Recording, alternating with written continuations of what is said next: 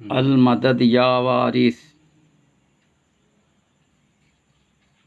یا اللہ، یا محمد، یا علی، یا فاطمہ، یا حسن، یا حسین، یا وارث، اللہم صلی علی محمد وعلی آل محمد مبارک وسلم۔ شجرہ عالیہ وارثیہ ھذا میں اسم اللہ ذات ہے، باقی اسم اعظم ہیں، ان کے ذکر سے فیض کا سلسلہ جاری و ساری ہے۔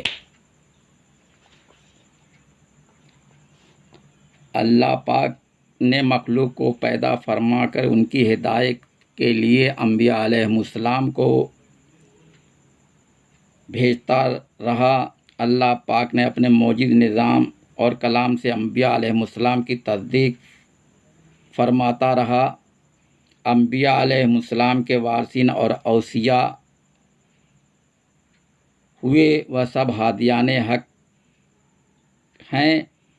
ہدایت کے طالب ہو تو ہادی حق کو پکڑو، وہی ہادی رہبر مرشد پیر شیخ ہے۔ بولتا ہادی ہے، بولتا مرید ہے۔ بولتا تھا نار میں اور نور میں، تھا ان الحق بولتا منصور میں۔ بولتا ہی احمد مختار تھا، بولتا ہی حیدر قرار تھا۔ بولتا کو بولتا کی چاہ ہے، بولتا میں دیکھو تو اللہ ہے۔ بولتا اگر جسم سے جاتا رہا، پھر کسی سے بول کیا ناتا رہا۔ بجز انسان کامل کے اللہ کی ذات اور صفات کی معرفت کہیں اور تلاش نہ کی جائے۔ ارواحوں میں اول انسان کامل حضرت آدم علیہ السلام ہے۔ آپ کی روح بھی روح محمد صلی اللہ علیہ وسلم کی طرف راجع ہے۔ اس میں اللہ ذات ہے، اس میں محمد اسم اعظم ہے۔ اسم اعظم جس کو بتاتے ہیں وہ صورت محمد ہے، جو اول صورت ہے، جو اللہ پاک کے 70 نورانی ناموں کو یکجا کرنے سے بنی ہے۔ حضرت امام زین العابدین علیہ السلام فرماتے ہیں کہ اگر میں جوہر علم لوگوں پر ظاہر کر دوں تو مجھ کو بت پرست کہیں اور میرے قتل کو جائز قرار دیں۔ وہ توحید حقیقی ہے کہ اللہ کے سوا موجود نہیں، ہر شے اس کی عین ہے، نہ کہ غیر ہے۔ یہ ارشاد احیاء العلوم سے نقل ہوئے ہیں۔ نغمہ توحید سدا سے ہے اور سدا رہے گا۔ جب کائنات اور انسان نہ تھے تب بھی نغمہ توحید تھا۔ کائنات کا خلاصہ انسان ہے۔ حضرت وارث پاک نے فرمایا، وہ شغل جو ہر مشرب اور ہر طبقے کے فقیر کے واسطے لازمی ہے اور جو انسان کو راز مخفی سے خبردار کرتا ہے اور جو بندے کو خدا سے ملاتا ہے، وہ شغل سلطان الاذکار ہے۔ خواجہ امیر خسرو نے شغل سلطان الاذکار کی کیفیت کو اس طرح سے لکھا ہے: ایک ہی بھور گوجا رسی، دوجے گوہر گوہر ہوئے، تیجے شبد شنخ کا، چوتھے گھنٹا ہوئے، چوتھے گھنٹا ہوئے، پانچویں تال جو باجے، چھٹھیں سو مرلی ناز، ساتویں بہیر گاجے، آٹھویں شبد مردنگ کا، نویں فقیری نال، دسویں گرجے سندھ ساس، خسرو نے کہہ دیں انہد باجے باجن لاگے، چور نگریا تج تج بھاگے، گرو نظام کی بھئی دہائی، خسرو نے انتر لولائی۔ بمصداق آیت الست بربکم قالوا بلی شہدنا، اللہ پاک نے روحوں سے خطاب کے وقت خود بربکم کا اقرار کیا اور روحوں نے بلا کہہ کر اقرار کیا۔ یہی عہد الست ہے جو رب اور روحوں کے درمیان ہوا تھا۔ حضور انور وارث پاک نے فرمایا کہ اسباب آرام و آسائش کے جھگڑے میں پڑ کر انسان عہد میثاق کو بھول گیا۔ جب لباس بصری میں روحوں کی آمد ہوئی ان میں جن روحوں کو آواز الگ سنائی دیتی رہی تو ان روحوں نے عہد میثاق کو نبھایا اور باقی بھول گئیں۔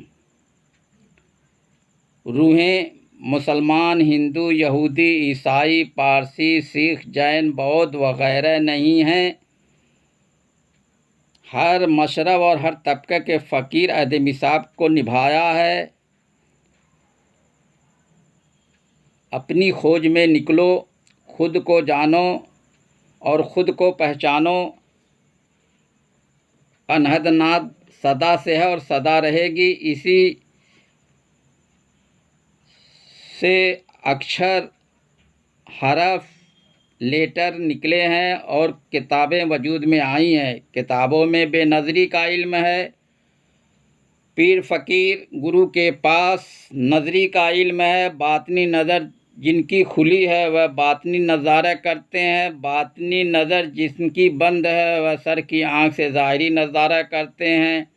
جب دل میں نور پیدا نہیں ہوتا، باطنی کان آواز خدا انہد ناد نہیں سن سکتے ہیں اور باطنی آنکھ انوار حق نہیں دیکھ سکتی ہے۔ حق کی آواز باطنی کان سے سنی جاتی، حق کی صورت باطنی آنکھ سے دیکھی جاتی ہے۔ حضرت سرکار عالم پناہ نے فرمایا، مقصود علی تم نے سنا ہے کہ من کان فی ہذہ اعمیٰ فہو فی الآخرۃ اعمیٰ، کہ جس نے یہاں نہیں دیکھا وہاں بھی دید سے محروم رہے گا۔ اور دید کی تعریف یہ ہے کہ قلب کی آنکھ سے بے حجاب مشاہدہ ہو، کیونکہ ظاہری آنکھ اجزاء جسمانی اور آلات بشری میں شامل ہونے کے لحاظ سے خلق کو دیکھتی ہے، اور باطنی آنکھ چونکہ صفت بصیر سے موصوف ہے جو صفات الہی میں مخصوص صفت ہے، اس لیے وہ انوار حق کو دیکھتی ہے۔ اور انسان جب حقیقت کے رموز معنی کو دیکھتا تب اس کا یقین کامل ہوتا ہے، جو تصدیق کا پہلا زینہ ہے، اور اس کو ودیت بالواسطہ بھی کہتے ہیں، کیونکہ مرید کی یہ کامیابی پیر کی عنایت پر موقوف ہے۔ مشکوٰۃ حقانیہ، مصنف مولوی فضل حسین صدیقی وارثی میں یہ نقل ہے۔ مولوی نادر حسین صاحب وارثی نگرامی وکیل بارہ-بنکی تحریر فرماتے ہیں کہ ایک مرتبہ حضور پرنور قصبہ نگرام میں میرے مکان پر رونق افروز تھے۔ میرے والد بزرگوار مولوی شیخ قادر بخش صاحب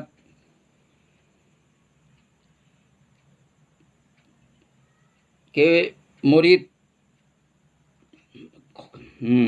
شیخ قادر بخش صاحب حضرت فضل الرحمن گنج مراد آبادی سے شرف بیعت رکھتے تھے۔ حضور انور کی خدمت عالی میں حاضر تھے کہ حضور نے ان سے ارشاد فرمایا، بڑے میاں جو سانس نکلے وہ اسم اللہ کے ساتھ نکلے، جو سانس بغیر اسم اللہ نکلتی ہے وہ مردہ ہے۔ اور بڑے میاں ایک ذکر ایسا ہے جس کو نہ سانس سے تعلق ہے نہ زبان سے۔ والد ماجد نے عرض کیا، یہ حضور کا ذکر ہے؟ فرمایا کہ بڑے میاں ہو جاتا مقرر سہ مقرر، یہی ارشاد فرما کر سنا سنا بڑے میاں ہو جاتا ہے۔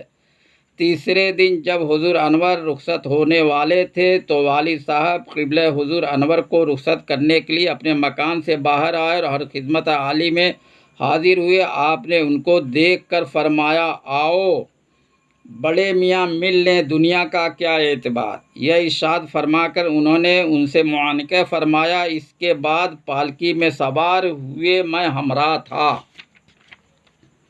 بعض لوگوں کی تمنا تھی کہ راستے میں حضور انور ان کے مکان پر ہوتے ہوئے تشریف لے جائیں، اس لیے آپ ان کی خواہشات کے موافق ان کے مکان پر ہوتے ہوئے گڑھی بہلول روانہ ہوئے۔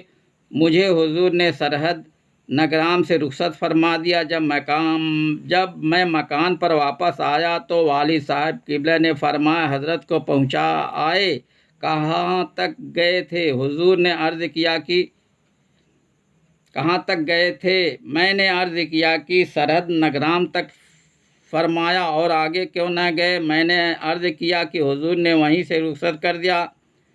پھر فرمایا کہ آگے کیوں نہ گئے؟ میں خاموش رہا۔ اس کے بعد والد ماجد صاحب نے فرمایا کہ آج حضرت صاحب قبلہ کی ہم پر بڑی عنایت ہوئی۔ ہمارے خاندان نقشبندیہ میں 7 لطائف قلبی ہیں، 3 لطیفے ہمارے ہر وقت جاری رہتے ہیں۔ جب بہت محنت کرتے ہیں تو چوتھا لطیفہ جاری ہوتا ہے، مگر آج حضور پرنور نے جیسے ہی مجھے اپنے سینے مبارک سے لگایا، اسی وقت سے 7 لطیفے جاری ہو گئے۔ اس واقعہ سے 2-3 مہینے کے بعد والد صاحب کی یہ حالت ہوئی کہ سیٹی کی طرح آواز دماغ میں محسوس ہونے لگی، اور 4-5 ماہ کے بعد ایک دن یہ کیفیت دیکھنے میں آئی کہ کھانا کھاتے کھاتے یکایک ان کے ہاتھ پاؤں قابو سے باہر ہو گئے اور کھانا سامنے سے اٹھا لیا گیا۔ یہ حالت دورے کے طرز پر ہونے لگی۔ لکھنؤ سے ایک حکیم صاحب بلائے گئے، جب 7-8 روز تک نبض قارورہ دیکھتے رہے مگر کوئی عارضہ حکیم صاحب کی تشخیص میں نہ آیا۔ حکیم صاحب کے زمانہ قیام میں والد ماجد کی حالت تھی کہ اگر کسی نے خدا اور رسول کا یا اولیاء اللہ کا ذکر کیا تو مخاطب ہوئے اور سننے لگے، اور ورنہ خاموش بیٹھے رہے۔ حکیم صاحب نے کچھ مفروحات استعمال کرا اور رخصت ہوئے۔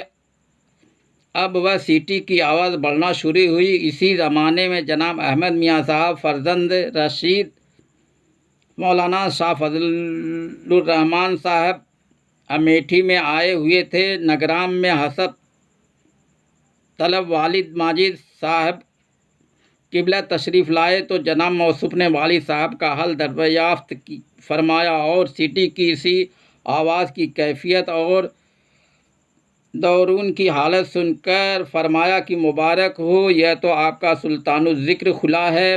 میں بابا صاحب یعنی مولانا صاحب سے عرض کروں گا۔ اس کے بعد جناب والد صاحب ایسے خاموش ہوئے کہ پھر اس کا کچھ ذکر نہیں فرمایا۔ عرصہ کے بعد میں نے دریافت کیا کہ اب اس سیٹی کی سی آواز اور گرمی کی کیا کیفیت ہے، تو فرمایا کہ حالت کیا ہوتی؟ میں نے کہا کہ آواز بڑھ گئی اور تمام بدن میں وہ آواز پیدا ہو گئی یا کہ اسی قدر ہے؟ فرمایا کہ تمام بدن میں ہو گئی ہے۔ میں نے عرض کیا کچھ آواز معلوم بھی ہوتا ہے؟ فرمایا کہ معلوم کیا ہوتا؟ میں نے کہا اللہ اللہ معلوم ہوتا ہے یا محض آواز ہے؟ تو فرمایا جب ہم خیال کرتے ہیں تو اللہ اللہ معلوم ہوتا ہے۔ اس کے بعد جب میں بارگاہ وارسی میں حاضر ہوا تو میں نے بعد حصول قدم بوسی عرض کیا کہ رقابت باپ بیٹوں میں بھی ہو جاتی ہے۔ والد ماجد کو تو سب دولت عنایت ہوئی، یہ غلام بھی امیدوار ہے۔ سچ ہے کہ جس کو پیا چاہے وہی سہاگن۔ حضور انور میری معروضات پر خاموش رہے، کچھ ارشاد نہیں فرمایا۔ تصور کی نسبت حضور نے اپنے غلاموں کو عام طریقے سے کامل تاکید فرمائی ہے اور بعض کو خاص طور پر بھی حکم دیا ہے۔ اکثر اشارت سے یہ بھی ثابت ہوتا ہے کہ طالب خدا کے واسطے صرف تصور ہی کافی ہے اور ہر قسم کی ترقی صرف تصور میں ہو جاتی ہے۔ چنانچہ حضور انور نے فرمایا کہ عاشق کو لازم ہے کہ ایک صورت پکڑ لے، وہی صورت یہاں، وہی قبر میں، وہی حشر میں ساتھ ہوگی۔ مرزا محمد ابراہیم بیگ صاحب سیدہ وارسی لکھتے ہیں کہ شیخ عنایت اللہ صاحب تعلقدار سیدن پور نے، جو حضور کے بہت قدیم حلقہ بگوش ہیں، ایک روز عرض کیا حضور مجھے کوئی وظیفہ تعلیم ہو۔ حضور پرنور نے مسکرا کر فرمایا شیخ جی جب کوئی مصیبت ہو تو ہماری برزخ کا تصور کیا کرو۔ حضور انور نے تصور کا قاعدہ بھی متعدد طریقوں سے تعلیم فرمایا، مگر اکثر زیادہ مفید اور بہت آسان طریقے یہی ارشاد ہوا کہ پہلے تصور کرے، جب صورت قائم ہو جائے تو میں اس صورت کے دل صنوبری کی جانب متوجہ ہو اور دل کی آنکھ سے دیکھے۔ حضور انور بعض تعلیمات اعلانیہ اور ارشاد فرما دیتے تھے اور اکثر خلوت میں ارشاد فرماتے تھے۔ جو تعلیمات خلوت میں فرماتے تھے ان کا علم انہی کو ہے جو اس مقدس ارشادات سے مستفید ہوئے ہیں۔ جو حالات مورد تحریر میں آئے ہیں، ظاہری واقعات پر مبنی ہے۔ حضور انور کی مقدس روحانیت اور فیض و برکات کا احاطہ نہیں ہو سکتا ہے۔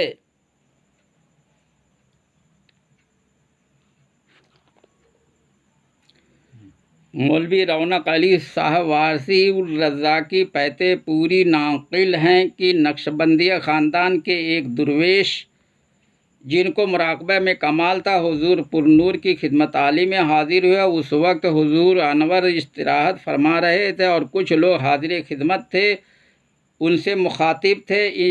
ان نقشبندی بزرگ کو موقع مل گیا اور ایک گوشے میں بیٹھ کر انہوں نے مراقبہ شروع کر دیا، جن میں وہ حضور انور کا کمال دیکھنا چاہتے تھے۔ تھوڑی دیر میں حضور انور اٹھے تو ان کو مراقب دیکھا۔ حضور انور امتحان کو پسند نہیں فرماتے تھے، اس لیے اس وقت جلال سے چہرہ مبارک سرخ ہو گیا اور ان نقشبندی صاحب سے ارشاد فرمایا کہ آنکھیں بند کر کے کیا دیکھتے ہو؟ آنکھ بند کر کے دیکھا تو کیا دیکھا؟ آنکھ کھول کر دیکھو۔ آنکھوں کے ہوتے ہوئے نابینا ہو جانا خدا کی ناشکری ہے۔ انہوں نے آنکھ کھول دی اور جیسے ہی حضور پر نظر پڑی بےتاب ہو کر قدموں پر گر پڑے۔ خدا جانے انہوں نے کیا دیکھا، زبان سے صرف اتنا کہا کہ میری ساری عمر مراقبہ میں اور ریاض میں گزر گئی، مگر اس وقت جو حضور کے جلال میں شان رحمت دیکھی وہ کسی میں نہیں پائی، بلکہ آج میری محنت کا ثمر ملا ہے۔ نہایت خوشامد سے انہوں نے درخواست کی کہ حضور انور ان کو اپنی بیعت سے سرفراز فرمائیں، لیکن حضور نے منظور نہیں فرمایا اور یہی جواب دیا کہ ہم کسی کے مرید کو چھین لینا پسند نہیں کرتے ہیں، اور ان کے پیر و مرشد کی نسبت یگانگت سے فرمایا کہ جب ان کے مرید ہو تو ہمارے مرید ہو۔ فقیری میں سب سلسلے ایک ہیں، دوئی نہیں ہے۔ ان واقعات سے ظاہر ہے کہ حضور انور بند آنکھ پر کھلی ہوئی آنکھ کو ترجیح دیتے تھے اور شغل وغیرہ میں یہ نیا طریقہ حضور انور کی تعلیم میں تھا۔ حضور پرنور ہر ایک بات کی ماہیت و حقیقت پر نظر رکھتے تھے اور بھی فیوز تھے جو آپ کی ذات بابرکات سے جاری تھے۔ چنانچہ مرزا ابراہیم بیگ صاحب شیدا وارثی تحریر فرماتے ہیں کہ جوار لکھنؤ میں ایک معمر اور نہایت بزرگ اور درویش تھے، جن کو شغل آئینے میں ایسی مہارت تھی کہ ان کی توجہ کا ہر شخص پر پورا اثر ہوتا تھا اور مجھے ان کی خدمت میں بہت نیاز حاصل تھا، مگر اتفاق سے ایک محفل سماع میں انہی بزرگ کے اس فیض سے روگردانی کرنا پڑی اور میری یہ سو بے ادبی ان کو ناگوار خاطر بھی ہوئی۔ چند روز کے بعد جب وہی بزرگ دیواں شریف میں تشریف لائے، مجھے ان کو دیکھ کر خوف ہوا کہ حضور انور سے یہ میری اس روگردانی کی شکایت کریں گے تو ضرور میں معتوب ہو جاؤں گا، اس لیے مناسب یہ ہے کہ پہلے ہی اس واقعے کو عرض کر دیا جائے۔ چنانچہ میں اسی وقت حضور کی خدمت میں حاضر ہوا اور میں نے وہ واقعہ پورا عرض کر دیا۔ ہنوز میں خود خدمت عالی میں حاضر تھا کہ وہ بزرگ بھی آئے۔ حضور انور نے ان سے معانقہ کیا اور مسکرا کر فرمایا کہ تمہاری توجہ کی بہت شہرت ہے، ہم پر بھی ڈالو۔ وہ بزرگ قدم بوس ہوئے، عرض کیا کہ میری کیا مجال جو آپ پر توجہ ڈالوں۔ حضور نے خادم سے حسب دستور مٹھائی وغیرہ دینے کے لیے ارشاد فرمایا۔ جب وہ بزرگ رخصت ہو گئے تو میں نے عرض کیا کہ اگر وہ حضور سے کہتے کہ آپ مجھ پر توجہ ڈال لیں۔ ارشاد فرمایا کہ ہم توجہ ڈالتے۔ میں نے عرض کیا کہ اگر حضور توجہ ڈالتے ہیں تو کبھی ہم لوگوں پر بھی توجہ ڈالا کیجیے۔ آپ نے قریب بلایا۔ جب میں بالکل قریب حاضر ہوا تو فرمایا کہ یہ توجہ ڈالنا تو ایک قسم کا تماشا ہے، اصل توجہ وہ ہے کہ اگر موتی پر توجہ ڈال دے تو وہ پانی ہو جائے۔ اتفاق سے حضور کے اس ارشاد کا مطلب میری سمجھ میں نہ آیا۔ میں نے عرض کیا اگر پتھر پر توجہ ڈالی جائے تو کیا ہو؟ فرمایا وہ پتھر خاک ہو جائے۔ اب اس ارشاد کا مطلب میری سمجھ میں آیا کہ توجہ اس کو کہتے ہیں جو حجاب تعین کو اٹھا دے اور اصل سے ملا دے، جیسے موتی کی اصل اس کی پانی ہے یا پتھر کی اصل اس کی خاک ہے، مگر ایک حجاب ایسا حائل ہو گیا ہے کہ اپنی اصل سے الگ ہو گئے۔ کامل توجہ کا یہ اثر ہے کہ وہ حجاب تعین اٹھا دے اور موتی کو پانی، پتھر کو خاک کر دے، یعنی اصل سے ملا دے۔ یہی توجہ اگر انسان کے قلب پر ڈالی جائے تو وہ اپنی اصل سے مل جائے اور عین ذات سے سروکار ہو جائے اور فی انفسکم افلا تبصرون کی حقیقت کھل جائے۔ یا وارث یا وارث یا وارث۔